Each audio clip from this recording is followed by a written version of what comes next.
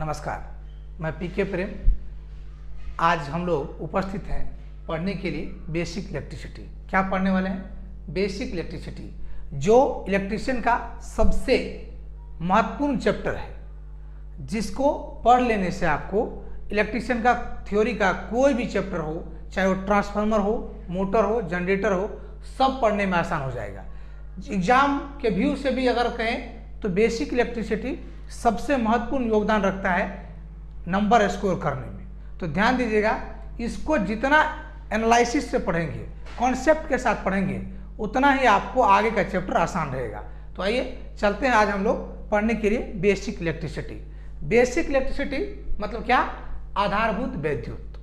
ठीक है, आधारभूत वैद्युत। तो ये इलेक्ट्रिसिटी जानने से पहले थोड़ा कुछ तो जानना पड़ेगा। इस दुनिया में जो दुनिया बनी है वो पदार्थ से मिलकर बनी होती है। किससे? पदार्थ से मिलकर बनी होती है। जैसे मान लीजिए हमारे हाथ में क्या है? ये पेन है।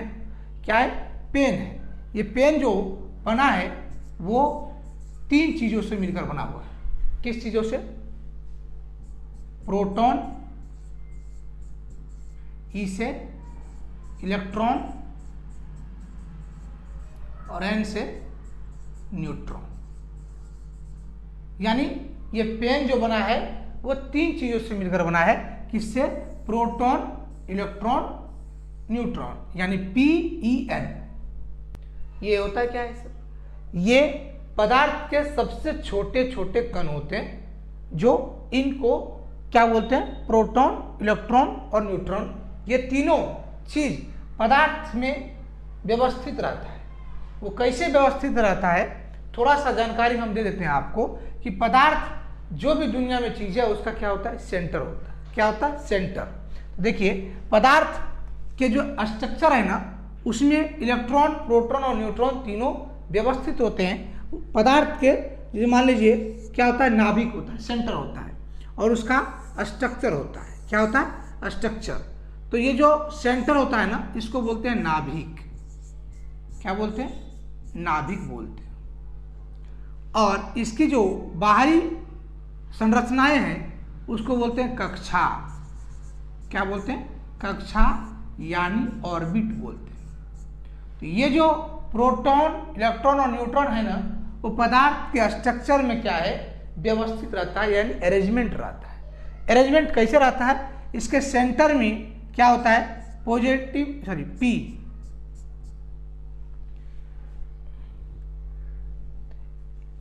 देखिए, ये जो व्यवस्थित रहता है कैसे? इसके सेंटर में प्रोटॉन और न्यूट्रॉन होता है। क्या होता है? प्रोटॉन और न्यूट्रॉन। प्रोटॉन पे कहते हैं कि प्रोटॉन पे होता है कौन सा? प्लस चार्ज, और न्यूट्रॉन पे कोई चार्ज नहीं। और ये जो इलेक्ट्रॉन होता है ना, वह इस नाभिक के चारों तरफ क्या करता है? चक्कर काटता है। कौन? इलेक्ट्रॉन। और इस पर जो आवेश होता है वो होता है ऋण आवेश। क्या होता है? इलेक्ट्रॉन पर ऋण आवेश। यानी जो भी पदार्थ है वो बना हुआ होता है किससे मिलकर? प्रोटॉन, इलेक्ट्रॉन, न्यूट्रॉन से। तो ये पदार्थ, ये जो बेसिक इलेक्ट्रिसिटी है, तो उसका परिभाषा होता है जो हम लोग पहले भी पढ़ते हैं, 8वीं 9वीं क्लास में भी पढ़ते हैं। कहते हैं कि किसी तार में विद्युत जो होता है वो इलेक्ट्रॉन के सतत का प्रवाह होता है। यानी सीधा सीधा डिफिनीशन बोले तो किसी चालक में, यानी किसी तार में इलेक्ट्रॉन के सतत प्रवाह को क्या बोलते हैं? विद्युत धारा बोलते हैं। विद्युत धारा बोलते हैं। ध्यान दीजिएगा, यानी यही इलेक्ट्रॉन जब एक जगह से दूसरे जगह जाता है किसी तार के माध्यम से, तो कहते हैं कि उस तार में विद्युत धारा चल रही है। तो ये विद्युत धारा होता क्या है, कितने प्रकार का होता है, उसको हम पढ़ेंगे। तो चलिए आगे पढ़ते हैं कि विद्युत धारा होते कितने प्रकार के हुए। बेसिक इलेक्ट्रिसिटी यानी विद्युत की प्रकृति और इसके मौलिक नियम। इसे इंग्लिश में कहते हैं nature of electricity and fundamental law and type of electricity. यानी मौलिक क्या क्या गुण होते हैं, क्या प्रकृति होती है, तो उसे विद्युत धारा कहते हैं। इसके बारे में पढ़ेंगे। सबसे पहले बात करें कि विद्युत धारा दो प्रकार के होते हैं। कितने प्रकार के? दो प्रकार के होते हैं। विद्युत धारा दो प्रकार के होते हैं। एक होता है स्टैटिक इलेक्ट्रिसिटी। क्या होता है? स्टैटिक इलेक्ट्रिसिटी यानी अस्थिर विद्युत, पहला प्रकार हुआ ये। और दूसरा प्रकार होता है डायनामिक इलेक्ट्रिसिटी यानी गतिशील विद्युत। इलेक्ट्रिसिटी कितने प्रकार के हुए? दो प्रकार के, स्टैटिक इलेक्ट्रिसिटी और डायनामिक इलेक्ट्रिसिटी। तो विद्युत के ये दोनों प्रकार में हम लोग जो है पहले जानते हैं किसको? आइए जानते हैं कि स्टैटिक इलेक्ट्रिसिटी क्या होता है। स्टैटिक इलेक्ट्रिसिटी पहला प्रकार यानी स्टैटिक इलेक्ट्रिसिटी को ही बोलते हैं अस्थिर विद्युत। क्या बोलते हैं? अस्थिर विद्युत। अस्थिर विद्युत क्या होता है, कहां से आया, इसके जनक कौन थे, इसके बारे में पढ़ेंगे। सबसे पहले हम लोग जानते हैं कि स्टैटिक इलेक्ट्रिसिटी के बारे में किसने बताया था कि स्टैटिक इलेक्ट्रिसिटी क्या है। स्टैटिक इलेक्ट्रिसिटी के बारे में थेल्स मिलेटस साहब ने बताया था। किसने? Thales Miletus. जानते हैं, ये यूनान के निवासी थे। कहाँ के निवासी थे? यूनान के निवासी थे। कौन? थेल्स मिलेटस साहब। ये फिलोसफर भी थे, ये मैथमेटिशियन भी थे और ये दार्शनिक भी थे।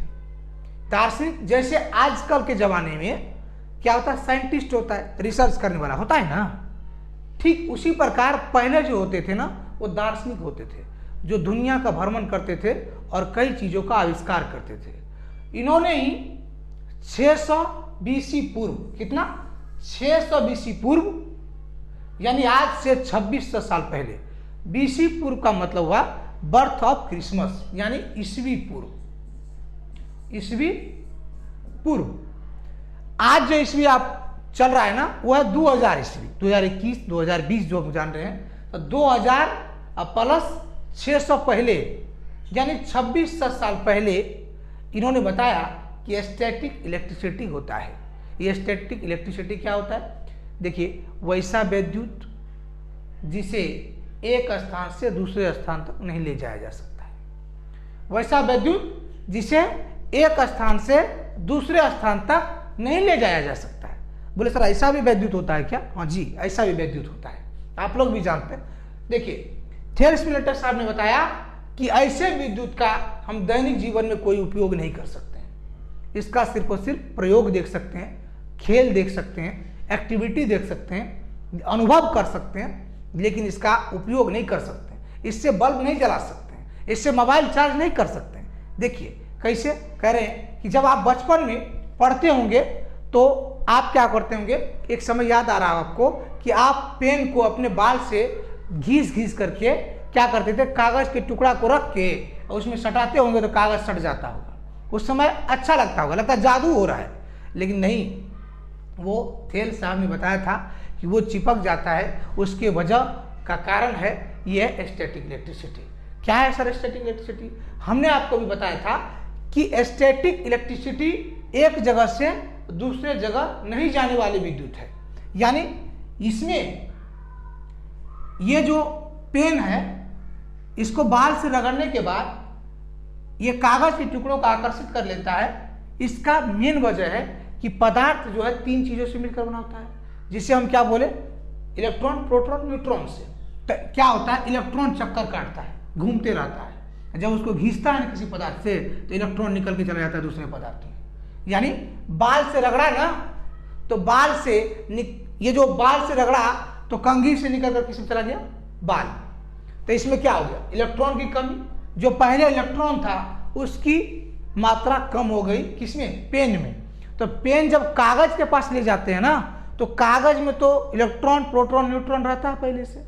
तो अपना इलेक्ट्रॉन जो खो दिया था उसको प्राप्त करने के लिए वो इसको अपनी ओर आकर्षित करता है, तब जाकर ये क्या होता है, बाल इसमें चिपक जाता है।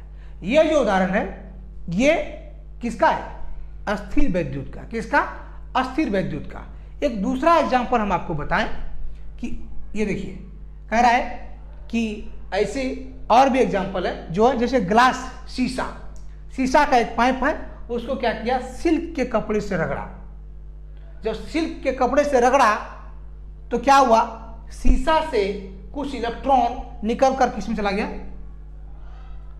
सिल्क के कपड़े में। किसमें, सिल्क के कपड़े में, यानी इलेक्ट्रॉन शीशा से निकलकर सिल्क के कपड़े में गया, यानी शीशे में इलेक्ट्रॉन की कमी हो गई। हुआ ना, भाई अपना इलेक्ट्रॉन अगर निकाल के किसी को दे देगा तो उसमें कमी हो जाएगा।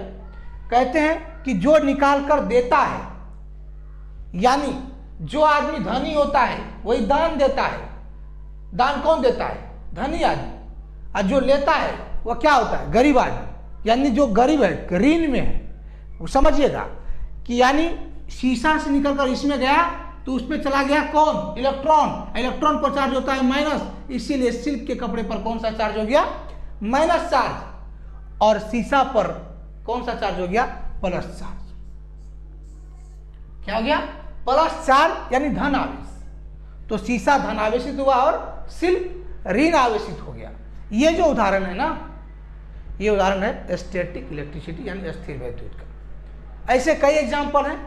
जो आप बैलून को अपने कपड़े से रगड़ते हैं और बैलून को किसी कागज के टुकड़े के पास ले जाइए तो वो कागज के टुकड़ों को आकर्षित कर लेगा। वो भी उदाहरण क्या है? अस्थिर वैद्युत का। समझे? तो अस्थिर वैद्युत से इस घटना से क्या आप मोबाइल चार्ज कर सकते हैं? या इसको एक जगह से दूसरे जगह ले जाते हैं? नहीं ले जाते हैं। क्यों? क्योंकि इसका जो इलेक्ट्रॉन है इस पे जाके चिपक गया, लेकिन इसमें चलने का कोई व्यवस्था नहीं था। क्योंकि अब का डिफिनेशन बताता है कि इलेक्ट्रॉन के सतत प्रवाह को विद्युत धारा कहते हैं, लेकिन ये इसमें कहीं कुछ दिखा नहीं दिखा, इसलिए कहते हैं कि इसका उपयोग नहीं किया जा सकता है।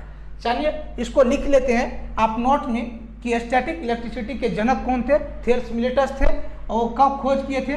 600 ईस्वी पूर्व खोज किए थे। और इन्होंने ये बताया था कि किसी भी पदार्थ में क्या होते हैं? चार्ज होते हैं। क्या होते हैं? चार्ज होते हैं। ये पहला क्या है? अस्थिर वैद्युत के जनक थेल्स ऑफ मिलेटस यानी दार्शनिक के निवासी थे। वो क्या कर रहे थे? ये जो ब्रोंजा वाला पत्थर दिख रहे हैं ना, इससे क्या किया? सिल्क के कपड़े को रगड़ा तो सिल्क में क्या हो गया? ऋण आवेशित हो गया। और ब्रोंजा को अगर एक कागज के टुकड़े के पास ले गया तो कागज के टुकड़े को क्या किया? आकर्षित किया। यानी इसमें कमी किसका था? इलेक्ट्रॉन की कमी हो गई। इलेक्ट्रॉन की कमी हो गई तो इस पर कौन सा चार्ज हो गया? Plus charge. इसीलिए इलेक्ट्रॉन को ग्रहण करने के लिए कागज को अपनी तरफ खींचता है। समझ गए? यहां पर देखिए, अस्थिर वैद्युत के जनक 600 BC पूर्व पता लगाया था किसने? थेल्स ने। ये अंबर, उसी पीले टुकड़े का नाम है अंबर, और उसी अंबर का नाम पड़ गया इलेक्ट्रॉन। आइए आगे देखिए, ये देखिए कहता है कि ब्रोंजा को सिल्क के कपड़े से रगड़ने पर क्या किया? उस पर कागज के टुकड़े का आकर्षित होने लगता है। अभी मैंने आपको बताया। आगे लिखिए, ये कह रहा है कि शीशे के छड़ को सिल्क के साथ रगड़ने पर, थोड़ा मिटा दे, क्लियर दिखेगा। शीशे की छड़ को सिल्क के साथ रगड़ने पर वह पॉजिटिव चार्ज हो जाता है। ये आप नोट कर लीजिए। दूसरा, ये देखिए, ये थेल्स मिलेटस साहब ऐसे ही बैठे थे और इसके कपड़ा इससे सट गया था, घिस गया था, और ब्रोंजा में प्लस चार्ज हो गया और इस कपड़े में निगेटिव चार्ज हो गया था। ठीक है, ये था स्टैटिक इलेक्ट्रिसिटी। देखिए, हमने कहा कि स्टैटिक इलेक्ट्रिसिटी में आवेश का आदान प्रदान होता है, लेकिन वो एक स्थान से दूसरे स्थान तक नहीं चल सकता है। तो आवेश के प्रकार, यानी आवेश कितने प्रकार के होते हैं, इसके बारे में किसने पता लगाया था? बेंजामिन फ्रैंकलिन ने। किसने लगाया? बेंजामिन फ्रैंकलिन ने। ये बताया कि आवेश का आदान प्रदान होता है, इसमें दो प्रकार के आवेश होते हैं। कौन? एक होता है धन आवेश, एक होता है ऋण आवेश। कौन कौन से? एक धन आवेश, एक ऋण आवेश। इन्होंने बताया कि दो प्रकार के आवेशों में अगर असमान आवेश एक साथ रहेंगे तो उसके साथ क्या होगा? वो एक दोनों को क्या करेगा? आकर्षित कर लेगा। क्या कर लेगा? आकर्षित कर लेगा। यानी दो असमान चार्ज एक दूसरे को आकर्षण करता है और दो समान चार्ज एक दूसरे को रिपल्सन करता है। यानी प्लस चार्ज और प्लस चार्ज, यानी धन आवेश और धन आवेश सेम पोलरिटी है ना, एक दूसरे को क्या करेगा? धक्का मारेगा, रिपेल करेगा। ये किसने बताया? बेंजामिन फ्रैंकलिन साहब ने। ये स्टैटिक इलेक्ट्रिसिटी में इसी के आदान प्रदान के कारण ये घटनाएं होती है। कागज टुकड़े को किसी के दौर से आकर्षित करना या किसी से बाल से रगड़ने पर कंघी में भी कागज के टुकड़ा का लिपट जाना, ये किसका कारण? आवेश के प्रकार का, स्टैटिक इलेक्ट्रिसिटी का। आइए आगे चलते हैं कि दूसरा आवेश के प्रकार लिख लीजिएगा। ये बेंजामिन फ्रैंकलिन ने धन आवेश का खोज किया और ऋण आवेश के बारे में पता लगाया था, इसी को लिख लीजिए, ये लाइन आपको याद रहना चाहिए। चलिए आगे देखते हैं कि दूसरा प्रकार बिजली के, यानी विद्युत के पहला प्रकार पढ़े थे स्टैटिक इलेक्ट्रिसिटी, दूसरा प्रकार है डायनामिक इलेक्ट्रिसिटी। डायनामिक इलेक्ट्रिसिटी यानी गतिशील विद्युत। कौन सा? गतिशील विद्युत। गतिशील विद्युत किसे कहते हैं? कहते हैं कि गतिशील विद्युत वैसा विद्युत है जिसे एक स्थान से दूसरे स्थान तक ले जाया जा सकता है, जिसे एक स्थान से दूसरे स्थान तक ले जाया जा सकता है। इस तरह के इलेक्ट्रिकल और इलेक्ट्रिसिटी से हाई वोल्टेज पैदा किया जा सकता है। किससे हाई वोल्टेज पैदा किया जा सकता है? किससे? डायनामिक इलेक्ट्रिसिटी से, गतिशील विद्युत से। ये कहाँ से होता है गतिशील विद्युत? कैसा होता है? देखिए, आप जो बल्ब जलाते हैं, आप जो पंखा चलाते हैं, आप जो टीवी फ्रिज का यूज करते हैं, वो जो बिजली आपको मिलती है वो बिजली कहीं और से चलकर आती है, यानी पैदा होता है पावर स्टेशन में। कहाँ? पावर स्टेशन में, और मिलता है आपके घर में।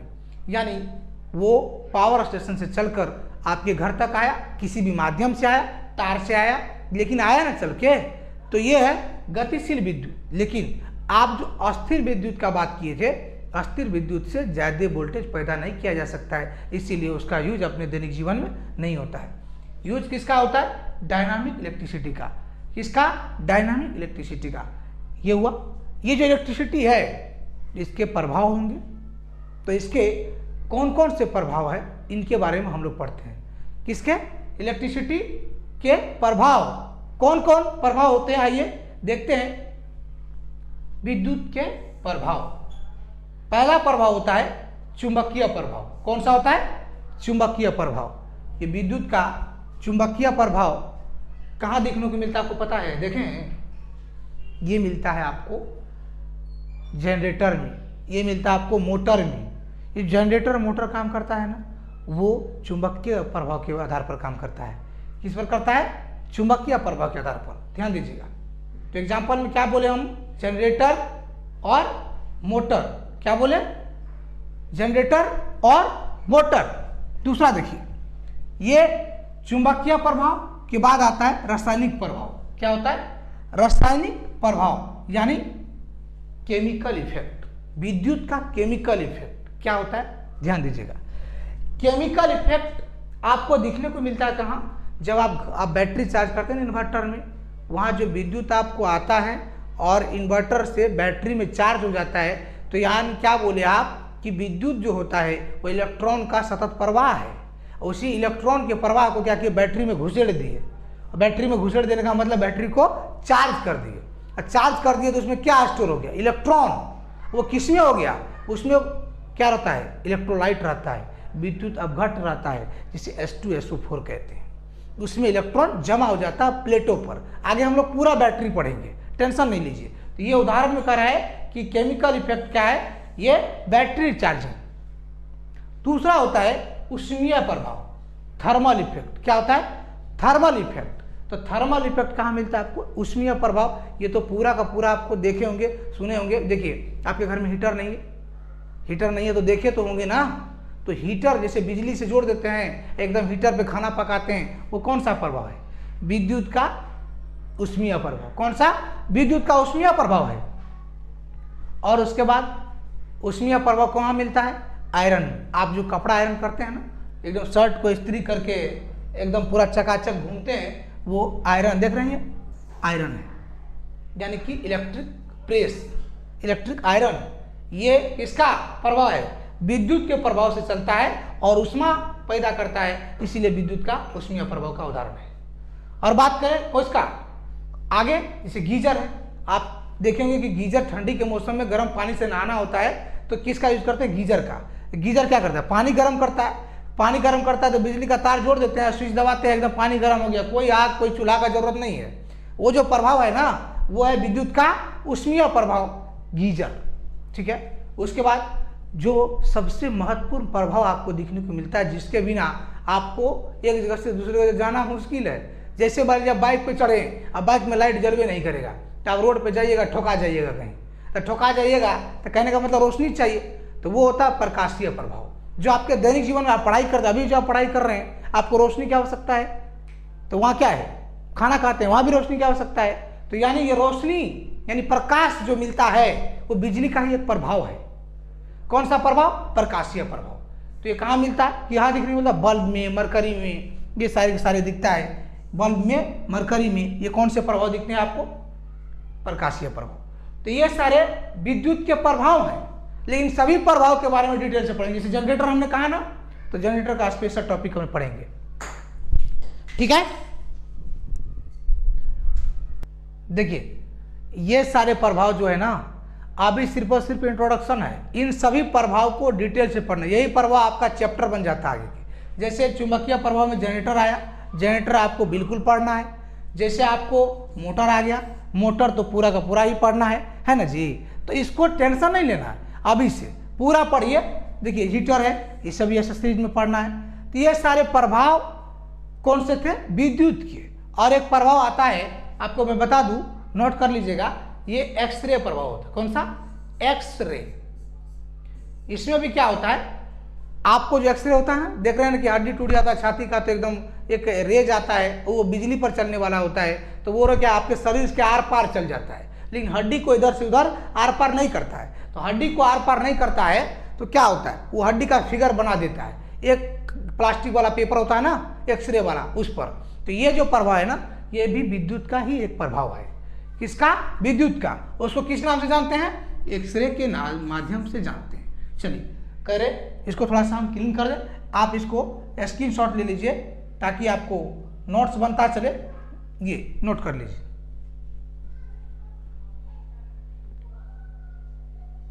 चले आगे, ठीक है, आप लोग स्क्रीनशॉट ले लिए होंगे। चलिए आगे देखते हैं। देखिए अभी हम लोगों ने विद्युत के प्रभाव देखा। विद्युत के प्रभाव में होता क्या है कि आप जितने भी प्रभाव देखो विद्युत के माध्यम से हुआ। विद्युत क्या कहते हैं? अभी हमने शुरू में बताया इलेक्ट्रॉन के साथ प्रवाह को। तो इलेक्ट्रॉन क्या होता है, कैसे मिलता है, उसके लिए हमको पढ़ना पड़ता है क्या? Electron theory. क्या पढ़ना पड़ता है? Electron theory. देखिए इलेक्ट्रॉन थ्योरी आप रसायन शास्त्र यानी केमिस्ट्री में ढेर तरीके के पढ़ते हैं। जैसे रदरफोर्ड का मॉडल पढ़ते हैं, नील्स बोर साहब का पढ़ते हैं। वो हम लोग जो पढ़ेंगे ना यहाँ, उन दोनों में से पढ़ेंगे सिर्फ और सिर्फ बोर मॉडल। लेकिन बोर मॉडल में कह रहा है कि इलेक्ट्रॉन थ्योरी कैसे, ये इलेक्ट्रॉन आया कहाँ से? इलेक्ट्रॉन पदार्थ में ही है ना। तो पदार्थ में किस जगह है, कैसे अरेंजमेंट है? तो पदार्थ में जो अरेंजमेंट है, तो पदार्थ यानी मेटर यानी द्रव किसे कहते हैं वो जानेंगे पहले। तो मेटर क्या होता है, यानी पदार्थ होता है वह सब्सटेंस जो जगह छेदता है, जिसमें भार होता है, ये जिसमें आयतन होता है, वो कहलाता है पदार्थ। क्या कहलाता है? पदार्थ कहलाता है। ये पदार्थ कितने अवस्था के होते हैं? 3 अवस्था के। पदार्थ का जो बंटवारा हुआ वो अवस्था के आधार पर कितने प्रकार के? 3 प्रकार के। कौन कौन हुआ? पहला देखिए, पहला है सॉलिड। क्या? सॉलिड यानी ठोस अवस्था। कौन? ठोस अवस्था। दूसरा है लिक्विड यानी द्रव अवस्था। तीसरा है गैस अवस्था। कौन कौन? 3 अवस्था, सॉलिड, लिक्विड, गैस। पहला अवस्था सॉलिड किसे कहते हैं, यानी ठोस किसे कहते हैं? ठोस का डिफिनीशन हम लोग देते हैं, परिभाषा में ये कहते हैं कि वह पदार्थ जिसकी आकृति और आयतन दोनों निश्चित हो। क्या? आकृति और आयतन दोनों निश्चित हो। जैसे बात करें कि जैसे लकड़ी है, क्या? लकड़ी का टुकड़ा है कोई, तो वो अपने मन से उसकी आकृति जहां रख दीजिए वो नहीं बदलता है। और उसका जो आयतन है, जैसे ये देखिए एक ऐसा टुकड़ा है जो यहाँ से ले जाके कहीं और रख दीजिए, दूसरी जगह रख दीजिए, इसकी आकृति में कोई चेंजिंग नहीं होती है और इसके आयतन में भी कोई चेंजिंग नहीं होती है। वैसे पदार्थ को क्या कहते हैं? ठोस कहते हैं। क्या कहते हैं? ठोस कहते हैं। यानी आयतन भी निश्चित और आकार भी निश्चित, कोई बदलाव नहीं, आकार भी निश्चित हो, उसे क्या कहते हैं? ठोस कहते हैं। ध्यान दीजिएगा, उसे क्या कहते हैं? ठोस कहते हैं। और बात रही लिक्विड का, तो लिक्विड का परिभाषा क्या देते हैं? लिक्विड तो आप जानते हैं ना, ये दूध, पानी, पेट्रोल, ये सब सारे क्या है? तेल, ये सारे लिक्विड है। लेकिन इसे परिभाषित कैसे करते हैं? आइए थोड़ा सा हम लिख देते हैं परिभाषा। परिभाषित करते हैं इसको कि कहते हैं कि ये जो है, इसका परिभाषा होता है कि द्रव वह अवस्था है पदार्थ का जिसके आयतन निश्चित होते हैं, जिसका वॉल्यूम यानी आयतन निश्चित होता है। क्या होता है? निश्चित होता है और आकार अनिश्चित होता है। आकार अनिश्चित होता है किसका? लिक्विड का यानी द्रव का। और तीसरा अवस्था है गैस अवस्था। गैस अवस्था में, गैसीय अवस्था में जो होता है, इसका दोनों चीज अनिश्चित होता है।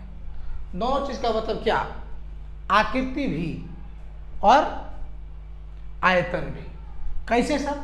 जैसे लिक्विड में, लिक्विड को जिस सामान में रख दीजिए, ग्लास में रख दीजिए तो ग्लास के आकार का, प्लेट में रख दीजिए तो प्लेट के आकार का, यानी आकृति बदल रही है। लेकिन जितना मात्रा है भाई, आधा लीटर पानी है तो आधा लीटर ही रहेगा, आधा लीटर से घट थोड़ी जाएगा। प्लेट में जाएगा तो कम और ग्लास में जाएगा तो ज़्यादा, ऐसा नहीं हो सकता है। आधा लीटर है तो जहाँ भी रखिए वो आधा लीटर ही रहेगा, लेकिन आकृति क्या बदल जाती है लिक्विड की। लेकिन गैस में ऐसा अवस्था नहीं। गैस में क्या है कि गैस की आकृति भी बदल जाती है। जैसे 14 लीटर गैस वाला आप सिलेंडर घर में एलपीजी वाला लाते हैं और उससे निकाल के गुब्बारा में डाल दीजिए तो वो गैस से बड़ा बन जाएगा। लेकिन जब इसको पूरे के पूरे किसी बर्तन में, छोटा बर्तन में पूरे प्रेशर के साथ भर दीजिए तो छोटा हो जाएगा। यानी आयतन बदल रहा है, आकार भी बदल रहा है। आयतन बदल रहा है, आकार भी बदल रहा है, उसे क्या कहते हैं? गैस कहते हैं। यानी आयतन भी बदल रहा है, अनिश्चित है, और आकार भी अनिश्चित है। क्या कहलाता है? गैस कहलाता है। और चौथा अवस्था भी होता है, आपको पढ़ना नहीं है लेकिन मैं बता दूं जानकारी के लिए कि चौथा अवस्था होता है प्लाज्मा अवस्था। क्या होता है? प्लाज्मा अवस्था। और जो पांचवा अवस्था है वो बॉस-आइंस्टीन अवस्था है। बॉस-आइंस्टीन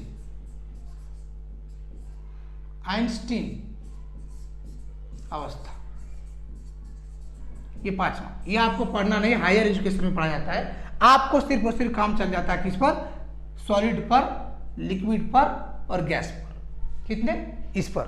ये तीन अवस्था है किसके? पदार्थ की। आइए, पदार्थ का इस अवस्था को क्या किया? विखंडन किया गया। हमको क्या खोजना है? इलेक्ट्रॉन। जब तक इलेक्ट्रॉन नहीं मिलेगा इलेक्ट्रिसिटी सही से स्टार्ट नहीं होगा। तो चले आगे, चलिए आगे देखते हैं। इसको थोड़ा क्लीन कर दूं मैं। ये लीजिए, तीन अवस्था।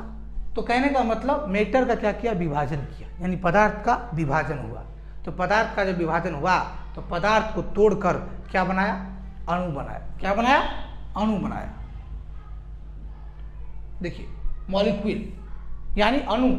अणु का है द्रव्य के छोटे छोटे कण जिसमें मैटर का सभी गुण मौजूद होता है लेकिन रासायनिक अभिक्रिया में भाग नहीं लेता। रासायनिक अभिक्रिया में भाग नहीं लेता है कौन? मॉलिक्यूल यानी अणु। ये पदार्थ को तोड़कर पहला जो प्रकार निकाला वो निकाला अणु। उसमें भी आपको इलेक्ट्रॉन नहीं मिला है, नहीं मिला ना, तो इलेक्ट्रॉन खोजने के लिए मॉलिक्यूल को भी तोड़ना पड़ेगा। तो वैज्ञानिकों ने क्या किया? अणु का भी विभाजन किया। क्या किया? अणु का विभाजन। और अणु का जो विभाजन हुआ वो किसमें हुआ? परमाणु के रूप। किसके रूप में? एटम के रूप। एटम के रूप में इसका विभाजन हुआ। और एटम किसे कहते हैं? एक बार जान ले। एटम कहते हैं अणु का वह सूक्ष्मतम कण। किसका? अणु का।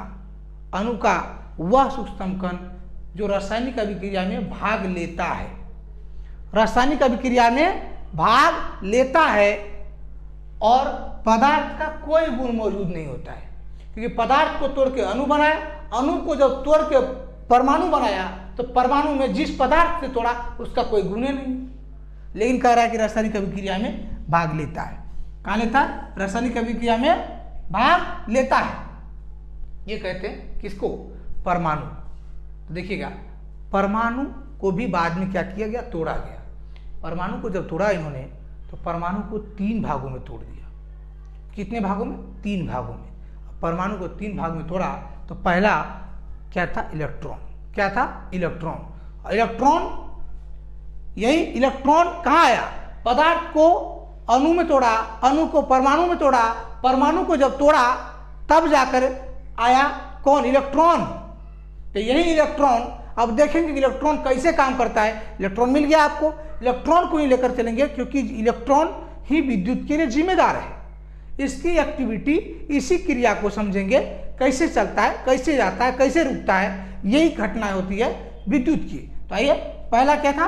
परमाणु को तोड़ा तो क्या बना? इलेक्ट्रॉन। देखिए, यह इलेक्ट्रॉन कह रहा है कि इलेक्ट्रॉन पर चार्ज होता है।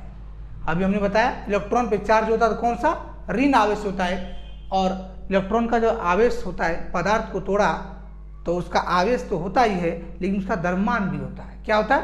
द्रव्यमान, यानी वेट। अब वेट है तो उसकी आकृति होगी, उसकी त्रिज्या भी होती है, उसका त्रिज्या भी होता है। कितना होता है?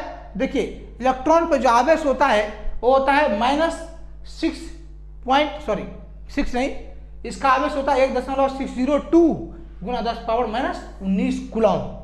आवेश को मापते हैं कूलम्ब में। किसमें? कूलम्ब में। जैसे दूध को मापते हैं लीटर में, दूरी को मापते हैं मीटर में, उसी तरह आवेश को जो मापते हैं उसको किसमें मापते हैं? कूलम्ब में। COULMB, coulomb. इसका वेट कितना होता है सर? इलेक्ट्रॉन की त्रिज्या से पहले इसका वेट जानना जरूरी होगा। तो ये वेट होगा 9.170 गुना 10⁻31। याद रखिएगा, 10⁻31 kg। ये एकदम हमेशा याद रखना है। क्या? वेट। वेट की बात करें इलेक्ट्रॉन की 10⁻31 kg, और त्रिज्या की बात करें तो 1.9 गुना 10⁻15। ये देखिए, लिख लीजिएगा आप, ये आपको याद रखने वाली बात है। इसके लिए सिर्फ और सिर्फ आपको नोट कर लीजिएगा। क्या? ये पावर ध्यान में रखिएगा, 10⁻15 जिसमें होगा वो जो होगा त्रिज्या होगा किसका? इलेक्ट्रॉन का। समझ गए? आगे देखिए, आगे इलेक्ट्रॉन के बाद जब एक और भी तोड़ा, दूसरा वैज्ञानिक ने तोड़ा तो किसमें तोड़ा? प्रोटॉन में तोड़ा। किसमें? प्रोटॉन। ध्यान दीजिएगा, प्रोटॉन। प्रोटॉन में तोड़ा तो प्रोटॉन का भी क्या है? चार्ज। देखिए, चार्ज दोनों पर जो होता है ना, मात्रा सेम होता है, लेकिन एक पर होता है धन आवेश, एक पर होता है ऋण आवेश। तो इलेक्ट्रॉन पे क्या था? ऋण आवेश, और प्रोटॉन पे क्या होता है? धन आवेश। तो इसको प्लस चार्ज लिखेंगे। प्लस में वही वैल्यू 1.602 गुना 10⁻19 कूलम्ब। जब वेट का बात करेंगे तो वेट क्या होगा? उस पर कितना था? 10⁻31, और इस पे हुआ 10⁻27 kg। कितना? तो वैल्यू में बात करें 1.6729 गुना 10⁻27। पूरा वैल्यू याद रखिए, कोई टेंशन नहीं, लेकिन सिर्फ और सिर्फ पावर वाला वैल्यू आपको याद रहना चाहिए, 10⁻27 kg। ये था क्या? इलेक्ट्रॉन, प्रोटॉन, और दूसरा होता है आगे न्यूट्रॉन होता है। क्या होता है? न्यूट्रॉन। तो न्यूट्रॉन पे कोई आवेश नहीं होता है, कोई चार्ज नहीं। क्यों? क्योंकि न्यूट्रॉन पे कोई चार्ज ही नहीं होता है। हम उसको लिखेंगे क्या? न्यूट्रॉन पे शून्य, मतलब कोई आवेश नहीं, कोई आवेश नहीं। किस पर? न्यूट्रॉन पर। भाई, तो ये इलेक्ट्रॉन को जो तोड़ा गया, और तोड़ने के बाद भी क्या, यानी परमाणु को जो तोड़ा गया, इलेक्ट्रॉन मिला। इलेक्ट्रॉन, प्रोटॉन और न्यूट्रॉन, ये तीनों जो अलग अलग है ना, ये अलग अलग लोगों ने तोड़ा इसको। किसने? अलग अलग लोगों ने।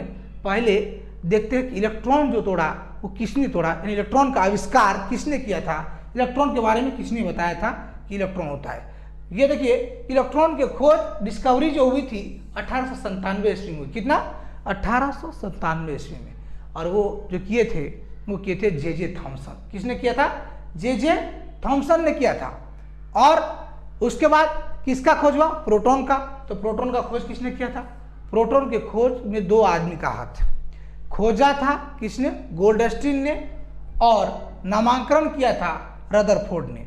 देखिए, गोल्डस्टीन साहब खोज दिए, खोजने के बाद हो सकता है गुजर गए होंगे, पता नहीं हमको, लेकिन खोज तो दिया, लेकिन उसके 10 साल के बाद 1911 में खोजा गया, लेकिन 1920 में जाके नामांकन हुआ। तो 1911 में खोजे गोल्डस्टीन साहब, किसका? प्रोटीन का। और नामांकन किसने किया? इनरेस्ट रदरफोर्ड। किसने? रदरफोर्ड ने। तो देखिएगा, नामांकन किया था किसने? रदरफोर्ड ने। और खोज किया था गोल्डस्टीन ने। किसका? प्रोटॉन का। तो और न्यूट्रॉन का खोज किसने किया था? भाई 2 चीजों का खोज हुआ तो तीसरा भी हुआ। तो तीसरा का खोज किया था कौन? याद है आपको? नहीं याद है तो याद रखिए, जेम्स चैडविक ने। किसने किया था? James Chadwick. देख रहे हैं चश्मा वाले को? यही बाबा किए थे खोज। किसका? न्यूट्रॉन का। इन्होंने बताया कि देखिए, फ्रैंकलिन साहब ने बताया कि 2 ही आवेश होते हैं, एक होता है पॉजिटिव चार्ज, एक होता है नेगेटिव चार्ज। तो भाई 2 ही चार्ज होते हैं, तो तीसरा वाला कह देगा कोई और चार्ज होता तो फ्रैंकलिन साहब का वादा बिगड़ जाता। नहीं बिगड़ जाता जी। तो इसीलिए इन्होंने बताया कि इस पर कोई चार्ज नहीं होता है, इस पर यानी न्यूट्रॉन पे कोई चार्ज नहीं होता है, यानी होता है उदासीन होता है। और कहाँ होता है? नाभिक में होता है। लेकिन एक बात कहा कि इसका वेट होता है, तो वेट सबसे ज्यादा होता है किसका? न्यूट्रॉन का। याद रखिएगा कि इलेक्ट्रॉन जो होता है, इलेक्ट्रॉन सबसे हल्का पार्ट है। किसका? परमाणु का। और न्यूट्रॉन जो है ना, न्यूट्रॉन वो सबसे भारी है, सबसे भारी है।